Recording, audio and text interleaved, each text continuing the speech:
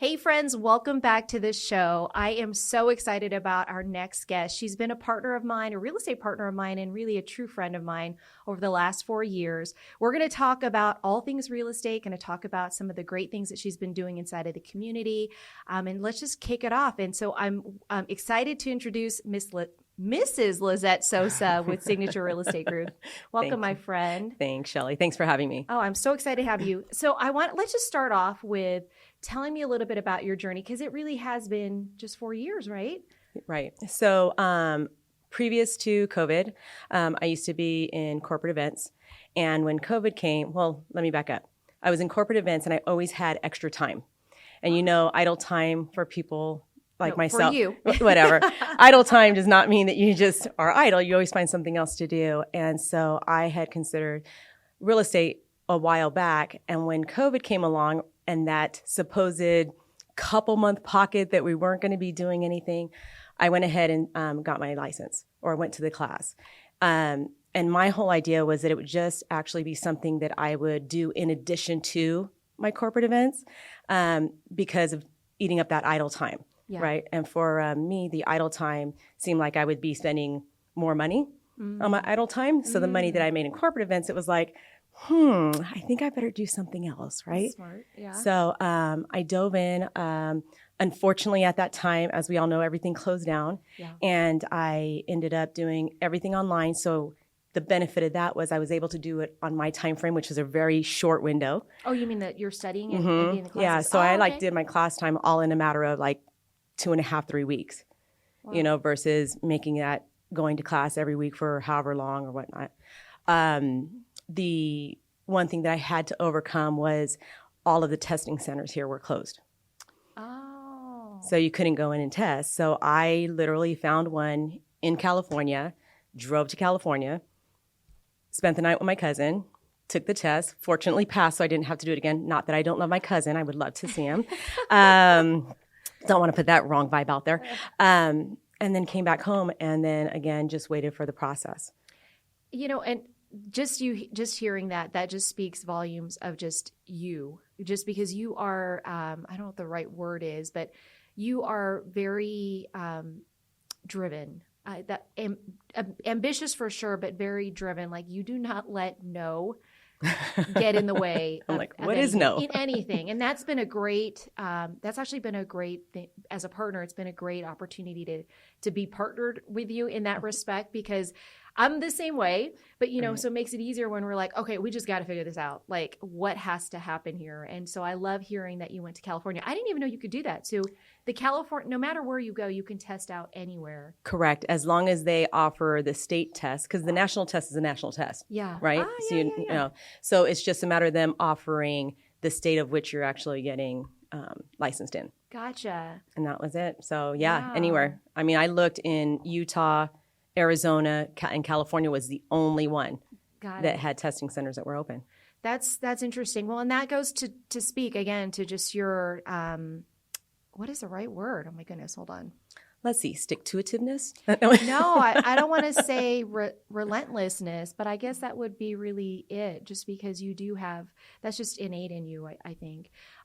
So your first year, you were Rookie of the Year. I was. Which I think, and I want you to share that story because I think that's an amazing story as well, just in and of itself. So 2020, with everything happening, a lot of agents got out of the business. Correct. Right? Or, of course, we were on pause, so they paused their business to never return. So true. Yeah, so true. But you came out, so tell everybody your story about, one, how you got the Rookie of the Year. And what you did as far as that dress. So, very interesting. So I was fortunate enough to be a part of a team, the Bishop Group, along with, I guess it was the Bishop Roberts Group. And so with Chris Bishop and Tyson Roberts, it was a really cool experience. And what I did was I just didn't want to do halfway. I mean, now at this point, it is September. And we all know that everything in my corporate world, it doesn't exist. Mm. And so it was almost a little bit of not necessarily a panic, but what am I going to do to make sure I'm okay? What am I going to do to make sure that I don't lose anything, right? Because that's huge. And so stepped in and, took all the learning and everything. And Tyson had received the previous year's Rookie of the Year. So it was one of those things of like, it was a competitive, right? Friendly competition, right? So when that all came about, I decided that I wanted to be Rookie of the Year. So I am the type of person that I'm very visual and I'll do silly things. So I went out and I bought this beautiful purple dress, like almost a year before, I want to say maybe 9 months before. And I hung it in my closet. And then from there, I just hung it on the back of the door. So every time I would see this dress in it, that dress meant that I would get Rookie of the Year. I would be able to wear that dress. And for me, if I didn't get Rookie of the Year, I was never going to be in that dress. Ooh. So that was the twofold for me. Because again, I don't want to set something out there and not do it. I love it. And I think also what it enables us to do is our subconscious mind still works on things because we have that picture, right? It was a very fluid, painted picture. And then I just kept on and there was no conversation that I had that didn't include the fact that, hey, what can I do for you in real estate? Yeah. Even at the grocery store. So do you own your own home? It was just silly things. Yeah. But so many people and even agents, we don't have that conversation. We're standing in line, we're either on the phone, doing something else, but you have that undivided attention of somebody, whether you're at a restaurant, whether you're at the grocery store, sitting in the salon chair. I mean, there's so many different opportunities that we don't take advantage of. Yeah, I'm going to speak to two things on that because the one thing that I love that you're saying is because I do believe that agents sometimes don't realize that this is a relationship game, right? It's service. It truly is. It is service, but it is also, you cannot serve until you actually have a relationship with people. And I love how you, and I don't know, and maybe you can answer this, was it because you were so new to real estate, you're like, I have nothing else to do but just to talk to people? Or is that just who you, I know you're a super special person and you're always so loving and building relationships, with us, right? And myself. And, but I know it's unique to you, but do you think that that's something that realtors today could gain more traction in if they were just a little bit more set on intentional around relationship building? So yes, I do believe that a lot of us make it more difficult than it should be. One of the other things that you have to really be able to be okay with is the 2-letter word no. Yeah. It doesn't change anything. If I told you, you've asked me a question and I told you no, does anything in your life change? So I drive down to California and go find a yes to take my test. Okay, fair enough. But that's it, right? Yeah. So it doesn't change anything. You just go, okay, move on. It's like, no, move on. Yes. At some point, you're going to get somebody that wants to either just have a conversation with you, just engage, or it's just, you just planted a seed and maybe they have a family member or a friend that says something. They go, oh, you know what? I met this really nice person at the grocery store. Yeah. And I got their card or I got their information or whatever the case is. Yes, I want to say that I've always been that way, but back many years ago, now I'm starting to date myself, sorry.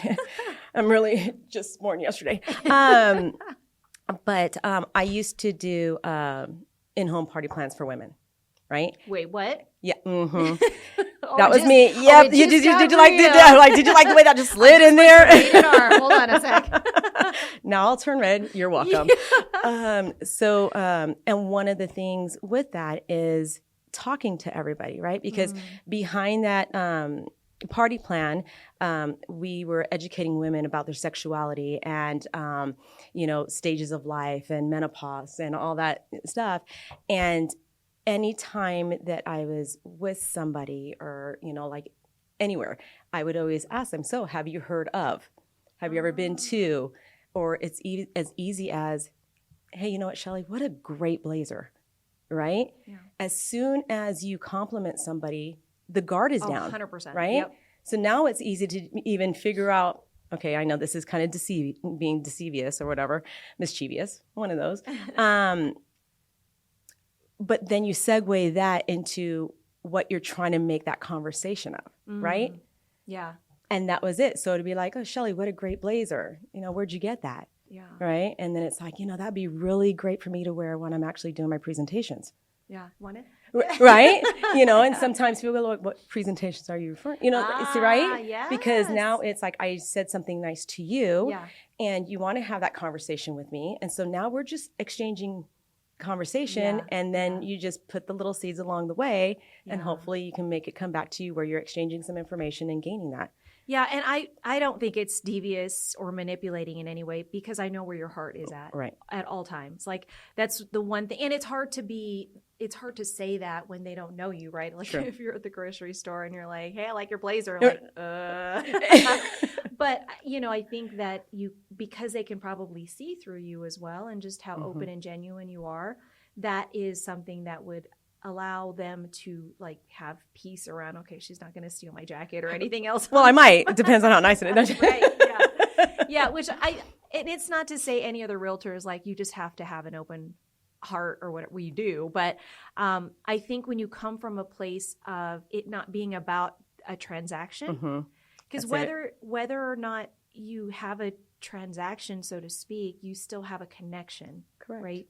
And that means I think you're the ultimate connector, because whether a deal gets done, or whether it's, hey, I just need to help them get into a rental, or hey, I just need to help them get their car fixed, or hey, I need whatever it is, you go to California to drive to get the license to help find the answer. You know what I'm saying? Thank you. Saying that literally, which I think is amazing. And I've loved watching you grow, which is kind of a cool thing to see over the course of I have years. a little bone to pick with you on that too. Oh. Yeah, live on podcast. I know, right? Here we go. Yeah. No, it's all completely friendly. One of the things that I need to thank you for is standing by me when I first started, and I was going through all of the condos. Oh. So every single deal that I had was a condo. And it wasn't just like, hey, yeah, this is an easy cash offer a condo. It was, no, we had to do, and when I say we, I mean, Shelly.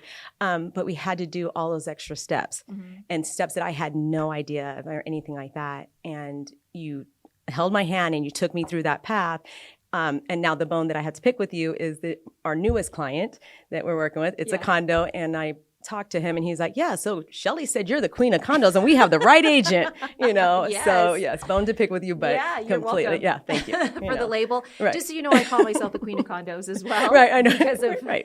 because of So this. So maybe we could be the queens of condo. Right, I agree. Can we just I think do billboards on that? Yeah, I think so. Yeah. Just put the condos behind us in the background, back to back, hands crossed, crowns on. There you go. Yeah. We could do that. I love it. Well, what do you think you learned from going through that? I mean, just because you're unafraid to like, and literally the one thing I love about you as well is you definitely tee it up. And what I mean by that is like, you go through, here's what we're looking at. It's a condo.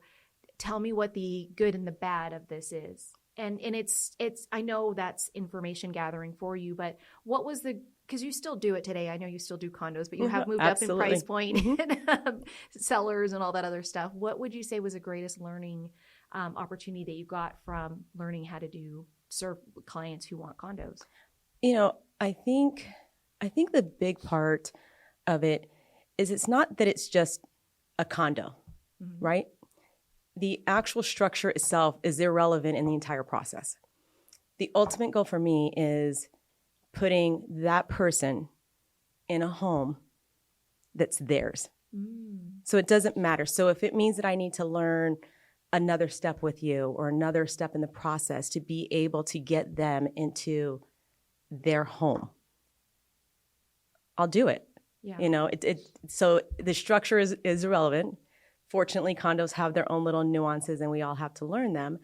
But it's just the mere fact that I was able to hold somebody else's hand and make their dream come true of that ownership, whatever that size is. And that's the commitment that I decided to do. Yeah, I love that. So whether it's a, $250,000 home or it's $1 million or plus home, it's still the same process and it's still the same dream that you're putting together for somebody. Yeah, I love that. I love that. Great answer.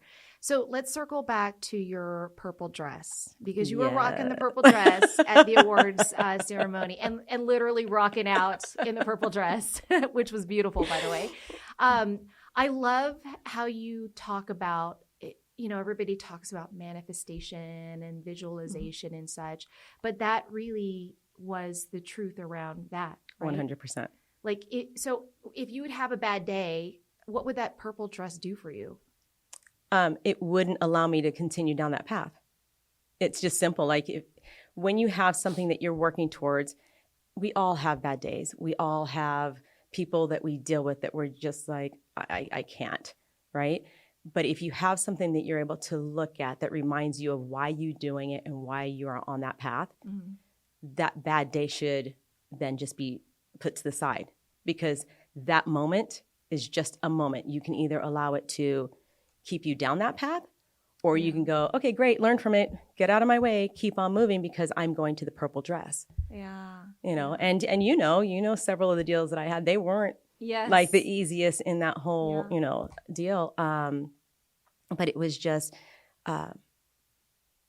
continually moving. Just there's the purple dress. I'm going to get there and whatever. And to be honest with you, everybody else was like, oh my God, you're doing so good. I never really paid attention to the amount of deals. Yeah. It was just kept going. Okay, here we go. Da, da, da. Yeah. I didn't know what that number was, because of course I'm competing with, I don't even know, maybe another 100 agents, 75 that are new. Because at that point, everybody was now coming back into the business because all of the, you know, increases and it was easy to sell a home, buy a home, you know, well, it depends on what side you were on, you know, at that point. Yeah. So, but yeah, you just can't allow, the bad days or the mean people to actually take away what it is that you want to do, whether it's for you or for them. Yeah, I love that. I mean, there's actually a medical, like neurological term on that, the reticular activating system.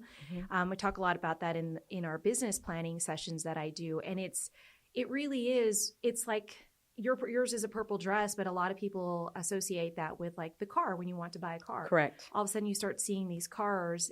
It's in your mind, which I think is really great, because you try to teach somebody like, what is your why in what you're going to do? You know, you were the why was, I'm going to wear this purple dress, which for some people are like, okay, that sounds so silly. Absolutely. Like, but everybody's different. Oh, right. Absolutely. You know? Yeah. Most people are like, I'm going to make 6 figures. I'm going to whatever, pay off all my credit card debt. But I love how you actually place that in front of you and visualize it. And you saw it, right? And you really made it a reality based off of that. So some of it is a reticular activating system. But I also think, for those of you listening today, if you want something badly enough, you have to set out the intention for it. You also have to set out the visualization around it. And maybe it's not a purple dress, right? Maybe it's a trip to Hawaii and you have a Hawaii, you know, even vision boards, whatever those things are. But be truly committed to that and go after that regardless of what it is, because, I mean, you visualize yourself dancing in that purple dress? Or? No, I just was in the purple dress. So the interesting part of that is when we were at awards night, right? And, you know, they were doing all of the top producer awards. And then, of course, Prosperity gave out their awards. Yeah. And so in that, you know, when my name was called for, you know, your Prosperity Award and then also for one of the top producers, in my mind, I was like, I don't think I got my Rookie of the Year. You know, because I assumed that I was too low in all the numbers that they were calling. Because, of course, I don't know who all the other rookies are. I don't know what teams they're on. So at, you know, the end of the night, you know, I was like, you know what? All right, well, I guess I didn't get Rookie of the Year. But damn, I ended up with some of these higher, you know, these heavy hitters on the, you know, in the company. And completely elated. Hearing my name. And it was almost one of those things of like, you know, like you hear it, but then you don't really realize that it's your name because you've already put it on the back burner. Like, oh yeah, I didn't get it. Disappointed yourself. Right. And I was like, you know, trying to give myself, you know, the consolation, right? Yeah. You know, runner number 2. And so, you know, Jay like tapped me and I was like, and so then it was all just Katie bar the door. I mean, you know, that's it. Yeah. So, but we were all so super excited. You know, you really do need to, I wish nobody knew the story until, I don't even think we knew the story until well after the awards was Correct. over. Oh, yeah. I think Until, you and I had a conversation. yeah, and even to the Brandon's leadership program Yeah. is where I actually ended up sharing it even with others. But yeah, you and I actually sat down, I think, on as a matter of fact, a podcast with Brandon and everything. Wow. And that was like the first, and what's even more interesting is my now husband, Jay, at that time, he was like, "You're nuts. That's just dumb." Da, da, da, da. And I'm like, okay, all right, no worries, Yeah. But it just shows, the difference. Do you think it would have made a difference if you had said to everybody, like, I bought my purple dress for the Rookie of the Year? Do you think that would have made a difference in how you pursued after that? I don't think so. Because of the fact that I don't depend on anybody for, I don't want to say anything, but I really depend on myself strongly, so in sharing it, I know a lot of people have to share with others for the sake of accountability, and that kind of aspect. For me, it's, like they said, you're not doing it for everybody else. You're doing it for you. Yeah. So, I probably shared it with, like maybe my best friend or a couple people, my family and stuff. And that was it. But ultimately, all of them go, okay, yeah, whatever. Said you're going to do whatever you're going to do anyway without the purple dress. Yeah, true. So True. Purple dress or not, you would have been, in your mind, even Rookie of the Year. Yeah. So moving on from Rookie of the Year, you've grown and acquired or you've moved into now Rockstar Team Lead of the Bishop Group, right? Yes. And so tell me what that looks like for you today. So that's something that's still learning. Like I'm still trying. My whole thing is there's lots of times where I want it more for other people than they want it for themselves.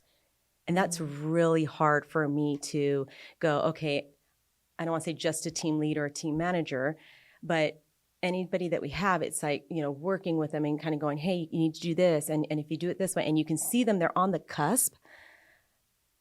But sometimes I get stuck on like, how do I like push them over?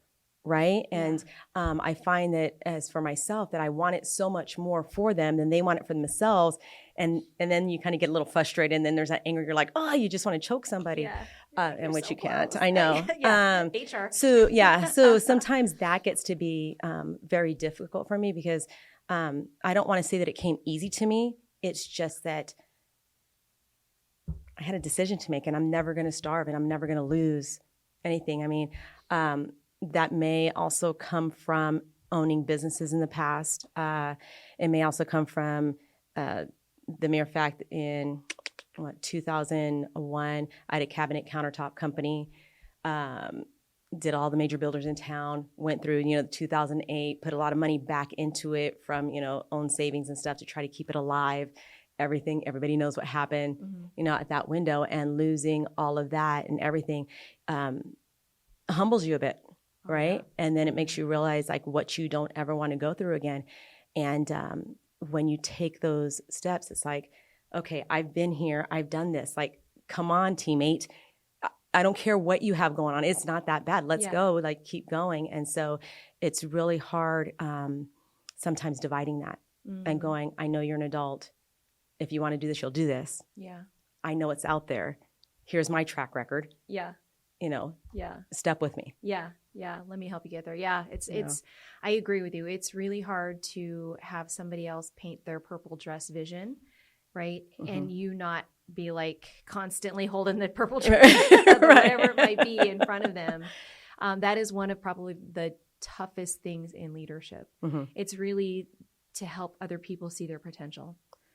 Because you see it in them. Right. Right. And without it being, and especially because there's no like mother-daughter, mother-son relationship.